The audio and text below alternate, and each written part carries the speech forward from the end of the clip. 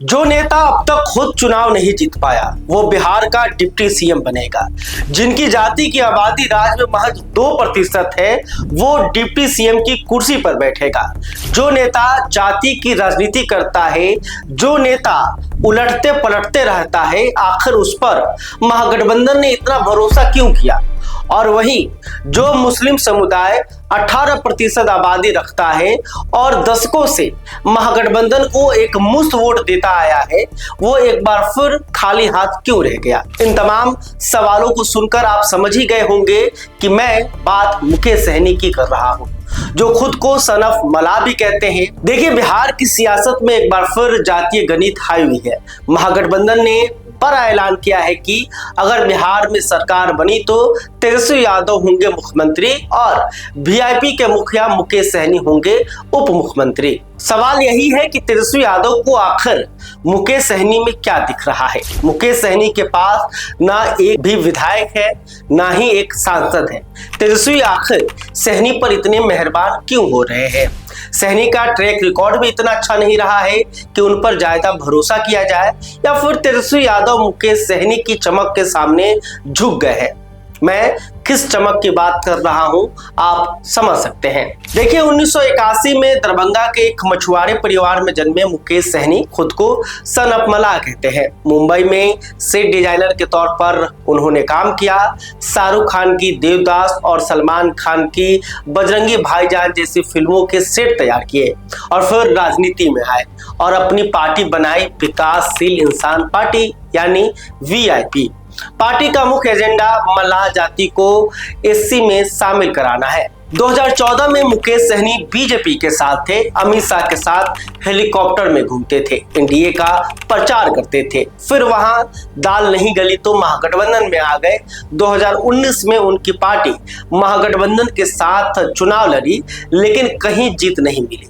2020 का विधानसभा चुनाव आप लोगों को याद ही होगा, जब महागठबंधन की बीच पीसी में मुकेश सहनी उठे और तेजस्वी यादव पर पीठ में छुरा घोंपने का आरोप लगाया और पलटकर तुरंत एनडीए में चले गए थे।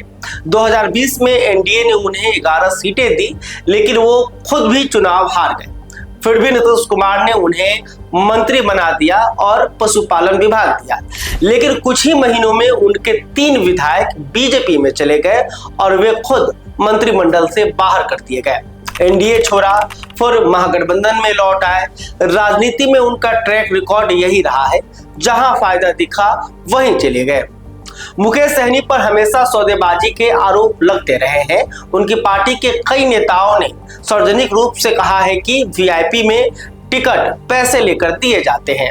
राजनीतिक जानकार कहते हैं सहनी की किसी गठबंधन के साथ निष्ठा नहीं रही है। वे जहां अवसर देखते हैं वहीं चले जाते हैं। अभी जब महागठबंधन के अंदर सीट बंटवारे की बात हो रही थी, तब भी मुकेश सहनी लगातार प्रेशर बना रहे थे।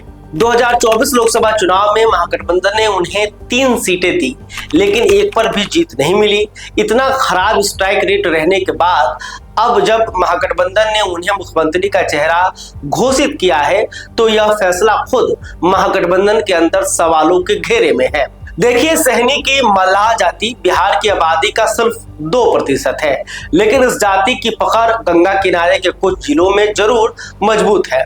महागठबंधन मानता है कि उन्हें उप मुख्यमंत्री बनाकर ईबीसी यानी कि अति पिछड़ा वर्ग के वोटरों को अपने पाले में लाया जा सकता है। लेकिन सवाल यह है कि क्या सिर्फ 2% की जाति के लिए महागठबंधन ने अपने सबसे मजबूत वोट बैंक 18% मुस्लिम समुदाय को नाराज करने का जोखिम उठाया है? जानकार कहते हैं महागठबंधन का यह फैसला 2 धारी तलवार साबित हो सकता है। इससे मुस्लिम वोटरों में निराशा होगी और यह वोट बैंक खिसक भी सकता है।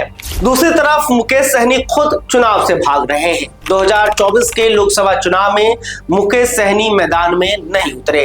2025 विधानसभा चुनाव में भी खुद उम्मीदवार नहीं है। कहा जा रहा है कि सहनी हार के डर से चुनाव नहीं लड़ रहे हैं। उनकी राजनीति अब पाला बदलने और पद पाने तक सिमट गई है।